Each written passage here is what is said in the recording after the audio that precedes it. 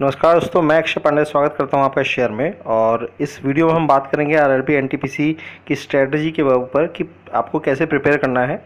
मैंने RRB ALP मतलब marks मेरे अच्छे हैं, प्रीलिम्स में मेरे 82 मार्क्स थे और मेंस में काफ़ी कम हो के तभी 85 बन रहे हैं। तो ये भी समझ लीजिए कि मैं आपको बता सकता हूँ कि किस तरीके से आपको प्रिपेयर करना चाहिए। तो देखिए, जो अच्छे हैं प्रिपरेशन जिनकी बहुत अच्छी है तो उनको कोई दिक्कत नहीं है, वो अपनी जैसी स्ट्रेटजी है उनकी वो उसको फॉलो करें और वो अच्छा स्कोर करेंगे।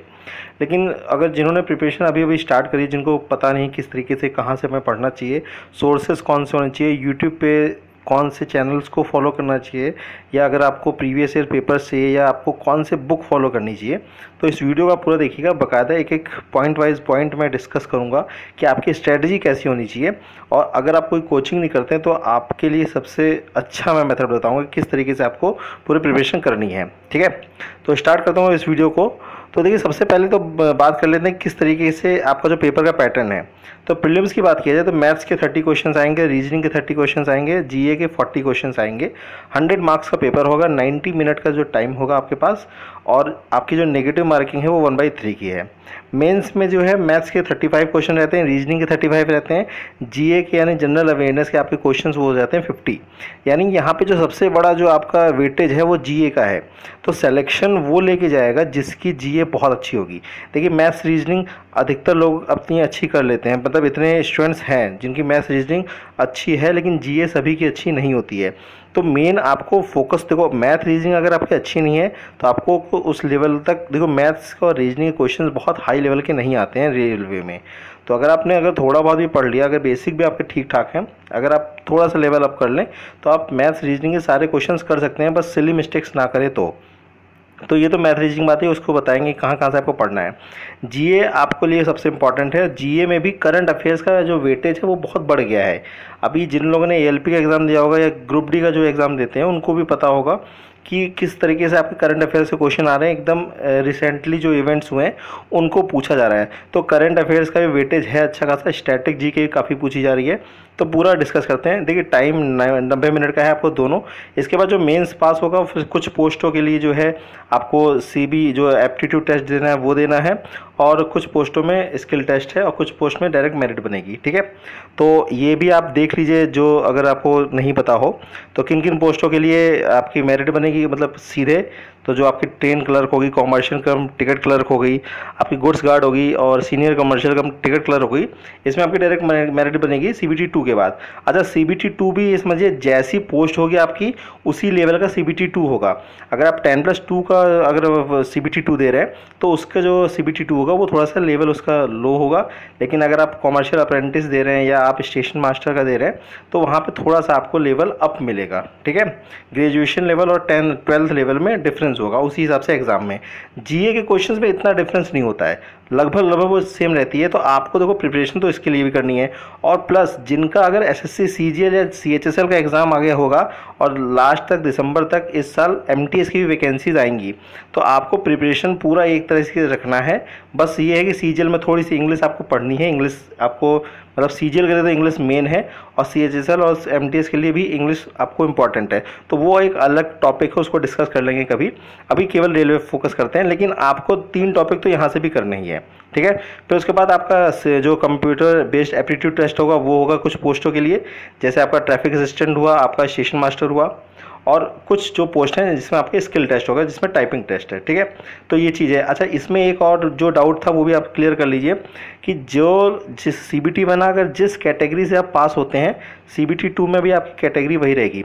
अगर सीबीटी 1 में आप ओबीसी कैटेगरी से या एससी कैटेगरी से या ईडब्ल्यूएस कैटेगरी से पास करते हैं टियर 1, तो आपको टियर 2 में भी ओबीसी, ईडब्ल्यूएस या एससी एसटी जो भी कैटेगरी से आप बिलोंग करते हैं उसी की कट ऑफ क्लियर करनी होगी। ठीक है, अगर आप अनरिजर्व कैटेगरी से टियर 1 पास करते हैं तो आप किसी भी कैटेगरी में जा सकते हैं। ठीक, अब बात करते हैं पूरी जो सिलेबस है आपका वो किस तरीके से है। तो देखिए, मैथ्स का जो सिलेबस है वो सिंपल है, जिस तरीके से सभी एग्जामों में होता है। नंबर सिस्टम है, डेसिमल फ्रैक्शन है, बेसिक जो टॉपिक्स होते हैं। अच्छा, डेसिमल फ्रैक्शन जो बहुत बिगनर्स है जिनको बिल्कुल भी नहीं आता है, जैसे जो आर्ट साइड के हैं, तो उनके लिए मैं एक सजेशन दूंगा कि आप 6th 7th 8th की जो या उससे पहले की बुक्स जो होती हैं बेसिक वाली, उससे आप मैथ्स थोड़ा सा कर लीजिए, तो उससे आपका बेसिक बन जाएगा, ताकि जब कल को आप ट्रिक्स पढ़ें तो आपको वो क्लियर हो जाए। तो बहुत लोग को बेसिक भी वीक होता है कि परसेंटेज में चेंज करना दिक्कत होती है, या डेसिमल में चेंज करना दिक्कत हो रही है, या अगर फ्रैक्शन में ऐड नहीं कर पा रहे हैं। तो ये सब चीज़ें आप बेसिक पहले छोटी क्लासेस के बुक से आप वो मैथ पढ़ लीजिए, ठीक है। एलसीएम एचसीएफ है आपका, रेशियो प्रोपोर्शन जो हो गया, परसेंटेज हो गया। परसेंटेज मैंने टॉपिक पढ़ा रखा है, आप चाहें तो मेरे प्लेलिस्ट में जाके आप परसेंटेज देख सकते हैं। लगभग 82 क्वेश्चंस मैंने करा रखे हैं और वो आपके लिए सफिशिएंट है परसेंटेज के लिए। और प्रॉफिट लॉस भी करा रखे हैं, 2 टॉपिक मैंने करा रखे हैं। तो प्रॉफिट लॉस में पूरा नहीं कराया, लेकिन थोड़ा बहुत कराया है, वो आपको बहुत अच्छा लगेगा। मेंसुरेशन अच्छा टॉपिक है और इसको आपको प्रैक्टिस करना पड़ेगा। जो आर्ट साइड के बैकग्राउंड के बच्चे हैं उनको इस टॉपिक में थोड़ा सा ज़्यादा मतलब मेहनत करनी पड़ेगी। टाइम एंड वर्क बहुत ही ईजी टॉपिक है, बहुत स्कोरिंग है। टाइम एंड डिस्टेंस अच्छा टॉपिक है, क्वेश्चंस बहुत टफ बन सकते हैं लेकिन रेलवे में टफ आते नहीं इतने। Simple and compound test, simple and test बहुत इजी टॉपिक, कंपाउंड टेस्ट अच्छा टॉपिक है। और उसके बाद प्रॉफिट लॉस बहुत अच्छा टॉपिक है और इसको भी आप कर सकते हो। एलिमेंट्री अलजेब्रा ज़्यादा एक्स वाई जेड वाली सिंपल से आपकी कैलकुलेशन वाली आएंगी। अलजेब्रा ज़्यादा कुछ नहीं है, बस आपको बेसिक आइडेंटिटी पता होनी चाहिए। ज्योमेट्री और ट्रिग्नोमेट्री की बात करें तो ये भी बेसिक आएंगे, ज़्यादा टफ नहीं। और स्टैटिस्टिक्स मतलब डीआई के क्वेश्चन या मीन मीडियन मोड वाले क्वेश्चंस बेसिक वाले आ सकते हैं। अब बात करें रीजनिंग की, तो रीजनिंग में भी सारे टॉपिक्स हैं। एनालॉजी आपकी, नंबर और अल्फ़ाबेटिकल सीरीज़ है, कोडिंग डिकोडिंग है, मैथमेटिकल ऑपरेशंस है, सिमिलरिटी और डिफरेंसेस है कि आपको एकदम अलग छाटना है, रिलेशनशिप वाला हो गया, एनालिटिकल रीजनिंग होगी, स्लॉग हो गया। स्लॉग क्वेश्चन, स्लॉग टॉपिक बहुत अच्छा है और स्लॉग टॉपिक आप चाहें तो सर्च करके पढ़ लें और इसको जरूर कर लें, क्योंकि मैंने बहुत अधिकतर लोग को देखा है रीजनिंग में स्लॉग लोगों का बहुत कमज़ोर होता है। ये बैंकिंग में आता है स्लॉग, तो एसएससी में भी ज़्यादा स्लॉग क्वेश्चन नहीं पूछे जाते हैं लेकिन रेलवे में पूछे जाते हैं। तो स्लॉग वाला क्वेश्चन आपको क्लियर हो रहा होगा कि जैसे कुछ होता है, कुछ कुत्ते कुछ बिल्ली हैं, कुछ बिल्ली ऐसे हैं, तो वो वाले पूरे क्वेश्चंस आपके स्लॉग होते हैं। और अगर आपको ट्रिक पता है तो आपका कभी भी क्वेश्चन स्लॉग वाला गलत नहीं हो सकता है। और उसके बाद वेन डायग्राम हो गया, पजल हो गया। पजल इतनी हाई लेवल की तो नहीं आएगी, बेसिक आती है, अगर आएगी भी तो वैसे प्री लेवल में तो वो भी नहीं आएगी, मेंस में लोगों को पूछी जा सकती है। डेटा सफिशिएंसी आ गई, स्टेटमेंट कंक्लूजन वाली आ गई। स्टेटमेंट दे देंगे, उसके बाद बताए आपको बताना होगा कि ये क्या कंक्लूजन जो है वो स्टेटमेंट से रिलेटेड है या नहीं। Statement, course of action, decision making, maps, interpretation of graphs, ये सारी चीज़ आपकी रीजनिंग में आ जा रही है। तो बुक्स और सारा सोर्सेज मैं आपको सजेस्ट करूंगा, अभी वीडियो में बने रहिए आप। उसके बाद जनरल अवेयरनेस की बात करें तो करंट इवेंट ऑफ नेशनल और इंटरनेशनल इंपॉर्टेंस, जितने भी अवार्ड्स जो हैं, या अगर पीएम कहीं जा रहे हैं, कुछ भी नेशनल इवेंट या इंटरनेशनल इवेंट हो रहा है, कहीं पे भी कुछ भी कोई एक मीटिंग हो रही है या कहीं किसी के प्राइम मिनिस्टर चेंज हुए, उसके डायरेक्ट क्वेश्चंस बन जाते हैं। गेम्स एंड स्पोर्ट्स, कहाँ पे गेम्स होने वाले हैं उसको पूछा जाता है। मेन इंटरनेशनल गेम्स तो बिल्कुल पूछा जाता है कि अगला फुटबॉल कहाँ होने वाला है, वर्ल्ड कप, या क्रिकेट का वर्ल्ड कप कहाँ होने वाला है, तो ऐसे ऐसे चीज़ें आपको पूछा जाएगा। Art and culture of India के क्वेश्चंस, जो डांस वांस आ गया, सारी चीज़ें। Indian literature, monument places of India, general sciences and life sciences. तो मेन स्टार्टिंग की पहले जो स्टैटिक जीके और करंट अफेयर्स में आपकी बाकी चीज़ें आ गई। उसके बाद जनरल साइंस होगी, साइंस की चीज़ें 10th तक आपकी आएगी। उसके बाद बात करते हैं history of India and freedom struggle. तो history of India and freedom struggle, इसमें एंशियंट इंडिया, एंशियंट हिस्ट्री में से इतना नहीं पूछा जाता है जितना वो लोग मॉडर्न हिस्ट्री में से पूछते हैं। तो मिडीवल और मॉडर्न में से काफ़ी कुछ पूछा जाता है। उसके बाद physical, social and economic geography of India, India की geography and world geography. World geography भी लिखा गया है लेकिन वर्ल्ड ज्योग्राफी इतनी आती नहीं है। इंडियन ज्योग्राफी और जो फिजिकल ज्योग्राफी है वो ज़्यादा आती है। इंडियन पॉलिटी एंड गवर्नेंस, ये जरूर आएगा आपका, इस पर बहुत क्वेश्चन बनते हैं डायरेक्ट। और फिर उसके बाद general scientific and technological development including space and nuclear programmes of India, कि कोई अगर सैटेलाइट अगर स्पेसशिप भेजा गया है या वापस आया है, कुछ नया कुछ किया गया है, तो इससे रिलेटेड आपके क्वेश्चंस जरूर बनते हैं डायरेक्ट। और ये आपको बस भैया करंट इवेंट्स जो हो रहे हैं आपको इसको पता होना चाहिए, ठीक है। Basic of computers and computer applications, computer के बारे में common abbreviations, transport system in India और इंडियन इकोनॉमी, ये सारी चीज़ें होगी। Famous personalities of India and world, flagship government programmes, flora and fauna of India की कहाँ पे क्या क्या खेती होती है, ऐसे करके। Important government and public sector organisation of India, तो सिंपल इसमें कभी कभी बैंक के हेडक्वार्टर के बारे में भी पूछ देते हैं, जबकि भले ये रेलवे एग्जाम हो, रेलवे के भी आपको कुछ भी मतलब इनडायरेक्टली क्वेश्चन वो पूछ सकते हैं, ठीक है। और उसके बाद मिनिमम जो आपका परसेंटेज है पास होने का 40% है, 30% ओबीसी के लिए है, एससी के लिए 30%, एसटी के लिए 25% है। तो ये मिनिमम आपके पास इतनी आपके मार्क्स आने चाहिए, ठीक है। अब उसके बाद बात करते हैं सोर्सेज, आप कहाँ से पढ़ें इन सब चीज़ों को। तो सबसे पहले बात करते हैं मैथ्स की। तो मैथ्स में आपको ये सारे टॉपिक जो है वो कहाँ से पढ़ने हैं। तो देखिए सबसे पहले मैं बुक्स बताऊंगा। तो बुक के लिए आपके देखिए राकेश यादव की जो 7300+ है, अगर आपके पास ये बुक है तो बहुत अच्छी बुक है। इस बुक्स में और बाकी बुक्स में यही अंतर है कि इस बुक्स में ट्रिक्स बहुत भरी हुई हैं। आपको अगर ट्रिक्स समझ में आती हैं या आपने कहीं से पढ़ी हो या बाकी अगर आप यूट्यूब से कहीं देखते हैं तो ये बुक आपके लिए बहुत अच्छी है।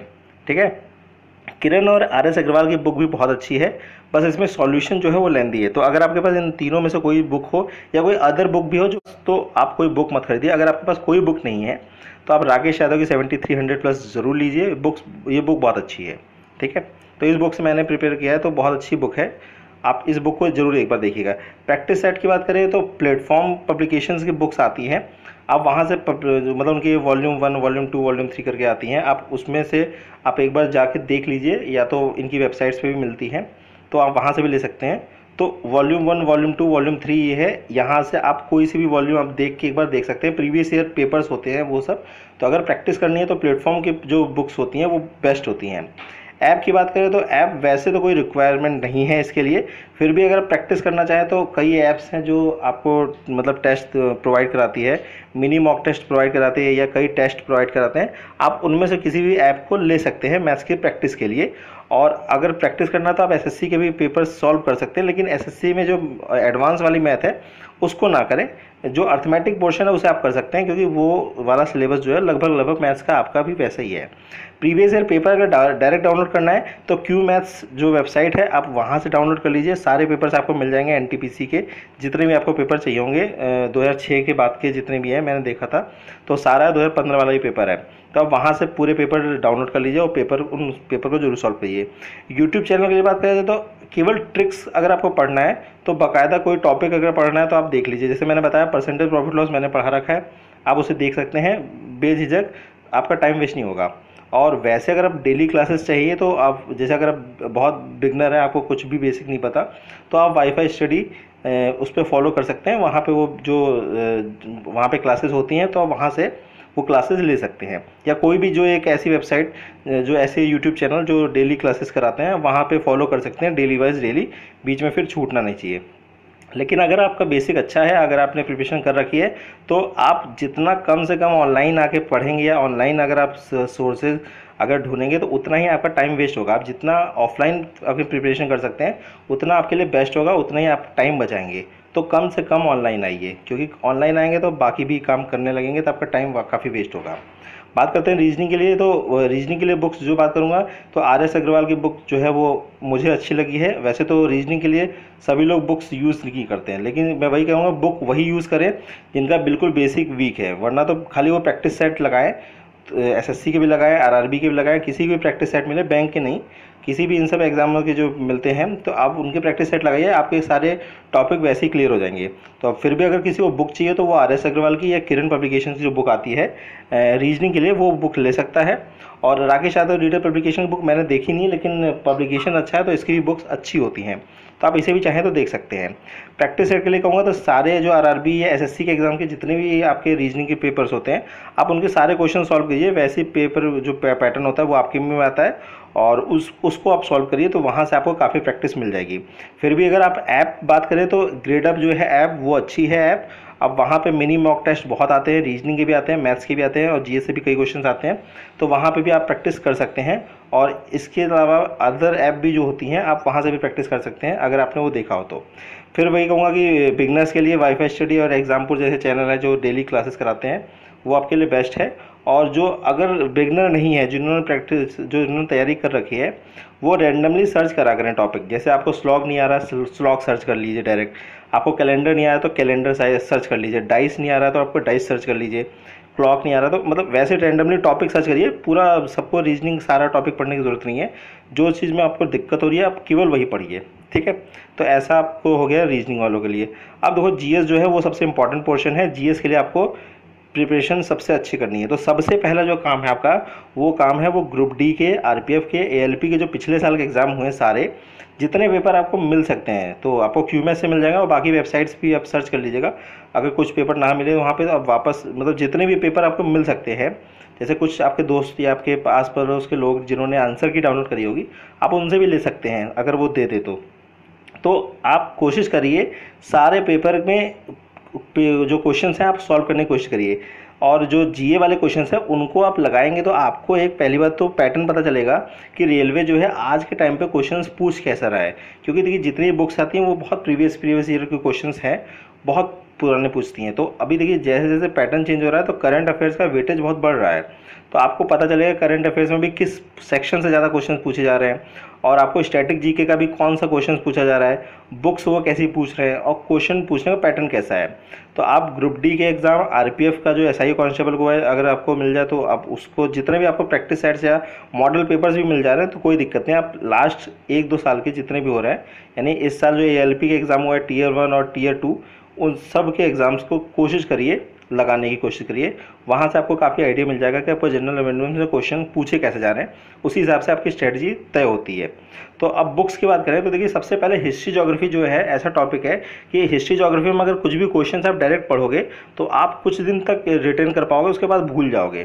तो सबसे पहली बात है हिस्ट्री ज्योग्राफी कहानी की तरह पढ़ोगे तब आपको याद रहेगी। तो हिस्ट्री ज्योग्राफी सबसे अच्छी है जो आपका जैसे एग्जाम का लेवल है, आप 6th 7th 8th की बुक्स पढ़िए, वहाँ से आपको हिस्ट्री ज्योग्राफी आपकी बहुत अच्छी प्रिपेयर होगी। तो अगर आप एनसीईआरटी की बुक पढ़ सकते हो, देखिए एनसीईआरटी की बुक हिंदी में भी आती है, इंग्लिश में भी आती है। तो आप एनसीईआरटी तो देखो बेस्ट है, उससे अच्छी कोई बुक्स ही नहीं है इंडिया में। लेकिन फिर भी अगर आपके पास कोई स्टेट पब्लिकेशन की भी कोई बुक हो, अगर जो स्टेट में चलती हैं, आप 6th 7th 8th की कोई भी क्लास की बुक हो, आप हिस्ट्री ज्योग्राफी वहाँ से पढ़ लीजिए। और अगर आप नहीं है तो आप एनसीईआरटी की बुक पढ़ लीजिए। एनसीईआरटी की अगर बुक खरीदना नहीं चाहते हैं तो आप ऐप है उससे डाउनलोड कर लीजिए। अभी आप बने रहिए, उसको मैं बताता हूँ। प्रैक्टिस के लिए देखिए जब हिस्ट्री ज्योग्राफी आप पढ़ लेंगे सब कुछ, बार बार जब प्रैक्टिस करना होगा तो आप ल्यूशन के सामान्य ज्ञान जो है उससे प्रैक्टिस करिएगा। वरना एक अरिहंत के मनोहर पांडे जो है सर, उनकी भी आती है बुक, आप वो भी मतलब ले सकते हैं, कोई भी दिक्कत नहीं है। मेन प्रैक्टिस करने वाली बात है, ठीक है। तो हिस्ट्री ज्योग्राफी पढ़नी आपको बुक से है, उसके बाद प्रैक्टिस करनी है ल्यूशन से। आप क्या है पहले ही ल्यूशन से पढ़ेंगे तो फिर भूल बहुत जाएंगे, आपका वो ज़्यादा कुछ हो नहीं पाएगा रिटेन। पॉलिटी इकोनॉमिक्स में देखिए ज़्यादा कुछ कहानी नहीं बनती है, इसमें डायरेक्ट फैक्ट्स आते हैं। तो पॉलिटी इकोनॉमिक्स में आप डायरेक्ट ल्यूशन से पढ़िए, डायरेक्ट जो बुलेट्स पॉइंट्स होते हैं आप वही याद करिए कि इनकी शपथ कौन दिलाता है, यहाँ पे कितनी सीटें हैं, लोकसभा सीटें कितनी हैं, राज्यसभा सीटें हैं, ऐसे रैंडमली क्वेश्चंस पूछे जा सकते हैं। तो आप डायरेक्ट वहाँ पे सीधे मतलब ल्यूशन सामान्य ज्ञान से आप पॉलिटी और इकोनॉमिक्स पढ़िए, ठीक है। फिजिक्स, केमिस्ट्री और बायोलॉजी के लिए 9th 10th की एनसीईआरटी आप पढ़ लीजिए। हिंदी में भी आती है और इंग्लिश में भी आती है, जिसमें आपको लैंग्वेज अच्छा लगता है वो आप 9th 10th पढ़ लीजिए। तो हिंदी में भी आपको डाउनलोड कर सकते हैं। अच्छा, डाउनलोड करने के लिए मैं आपको पहले ही बता दे रहा हूँ, ऐप आती है ई पाठशाला, उस पर आप ई पाठशाला ऐप डाउनलोड कर लीजिए, सारी बुक्स आ जाती हैं। आप बुक्स डाउनलोड कर लीजिए और स्क्रीन पर पढ़ लीजिए, कोई दिक्कत नहीं है, ज़्यादा कुछ दिक्कत नहीं है। वैसे भी अगर बुक खरीदना भी चाहते हैं आप खरीद लीजिए, बहुत महंगी नहीं आती हैं, 40-40 50-50 रुपये की बुक आती हैं, बहुत सस्ती बुक है। उसके बाद बात किया जाए प्रैक्टिस के लिए, तो साइंस के क्वेश्चन से फिर प्रैक्टिस के लिए वही ल्यूशन। करंट अफेयर्स की बात करें तो देखो मंथली मैगजीन्स जो भी आती हैं, अरिहंत की आती है, किसी भी पब्लिकेशन की आती है, आप वो मंथली मैगजीन ले लें, उससे आप जितना प्रिपेयर कर सकते हैं रीजनिंग के लिए, वो पूरा वो जीएस के लिए आप उसका प्रिपेयर करिए। और बाद में लास्ट में जो प्रैक्टिस सेट्स होते हैं कुछ अलग अलग एग्जाम के, उनको भी सॉल्व करिए। या तो जो मंथली वीडियोज़ आते हैं, वैसे तो मैं स्टडी IQ आपको सजेस्ट करता, लेकिन अभी उन मतलब वीडियो अपलोड नहीं कर रहे हैं सर। तो वैसे तो आप किसी भी कोई भी अगर चैनल हो जो अपलोड करता है मंथली वीडियो, मतलब डेली वाले करंट अफेयर्स मैं आपको नहीं कहूँगा क्योंकि आपका उसमें टाइम ज़्यादा वेस्ट होगा। और जो मंथली करंट अफेयर्स आएगा आप वहाँ से करिएगा, तो उसमें 1 महीने की पूरी आपकी करंट अफेयर्स प्रिपेयर हो जाएगी। या मंथली मैगजीन ले लिया करें, ज़्यादा महंगी वो भी नहीं आएगी। स्टैटिक जीके की बात करें तो स्टैटिक जीके ल्यूशन से करिए, या तो स्पीडी की जो बुक आती है प्रीवियस ईयर्स, पूरा उसमें सब कुछ होता है, उसमें कई क्वेश्चंस होते हैं, तो वहाँ से भी आपको बहुत पूरा प्रिपेयर हो जाएगा वो, ठीक है। अच्छा, ऑल ओवर प्रैक्टिस की बात करें तो प्लेटफॉर्म की बुक्स आती हैं, वो जीएस के लिए भी आती है, वो बुक्स भी आपके लिए बहुत अच्छी है, आप वहाँ से पूरा प्रैक्टिस कर सकते हैं प्रीवियस ईयर। या तो आपके पास स्पीडी की बुक है तो आपको प्लेटफॉर्म लेने की ज़रूरत नहीं है, तो स्पीडी या प्लेटफॉर्म इन दोनों में से किसी भी बुक से आपकी पूरी जनरल अवेयरनेस प्रिपेयर हो जाएगी, मतलब जितने भी आपके क्वेश्चंस जो प्रीवियस ईयर रिपीट होते हैं। ऐप की बात करें तो ग्रेड ऐप आपके पास होनी चाहिए ऐप, वहाँ पे आपको जीएस का काफ़ी क्वेश्चन मिल जाएंगे, तो वहाँ से भी आप कर सकते हैं। या इसके अलावा कोई अगर आप ऐप जानते हैं तो वो भी आप बता दीजिएगा, ठीक है। और ई पाठशाला आप जरूर ऐप डाउनलोड कर लीजिएगा, उसमें आपके एनसीईआरटी के बुक्स जो है वो डाउनलोड कर सकते हैं आप, तो उसको कर लीजिएगा। तो बात करते हैं यूट्यूब चैनल के लिए, तो ट्रिक्स के लिए आप जो क्रेजी जे की ट्रिक है, ये यूट्यूब चैनल है, ये यूट्यूब चैनल अच्छा है। और आप यहाँ से कुछ अगर आपको याद नहीं हो रहा कोई चीज़ जो बार बार पढ़ रहे हैं, तो आप यहाँ से ट्रिक थोड़ा सा जान सकते हैं और वो बार बार आपको वो याद हो जाएगा। तो ये तो था आपका पूरा इसके लिए। और प्रीवियस ईयर पेपर के लिए आप फिर से वही QMaths जो QMaths.in है, आप इस पर विज़िट करिए, आपको प्रीवियस ईयर सारे पेपर मिल जाएंगे। तो ये थी मेरी स्ट्रेटजी, जितना मुझे लगा कि आपको ये जानना चाहिए तो इसको जान जाइए। और बहुत से स्टूडेंट्स मेरे इस चैनल पे ऐसे आते हैं जो खुद भी बहुत अच्छी प्रिपेयर करते हैं। तो अगर आपको कुछ टिप्स देना हो स्टूडेंट्स को जो भी प्रिपरेशन कर रहे हैं तो आप कमेंट में ज़रूर रखिए। और अगर आप कुछ बुक्स छूट गई हो या कुछ रिसोर्सेज छूट गए हो तो आप उसको कमेंट करके ज़रूर बताइए कि ये भी अच्छी बुक है या ये सोर्सेज अच्छे हैं, ताकि और लोगों का भी फ़ायदा हो पाए। तो बहुत बहुत धन्यवाद इस वीडियो को देखने के लिए। अगर ये वीडियो पसंद आई हो तो अपने दोस्तों में शेयर जरूर करिएगा जिनको इसकी ज़रूरत हो, और चैनल पे नए हैं तो चैनल को सब्सक्राइब जरूर करिएगा। तो बहुत बहुत धन्यवाद इस वीडियो को देखने के लिए।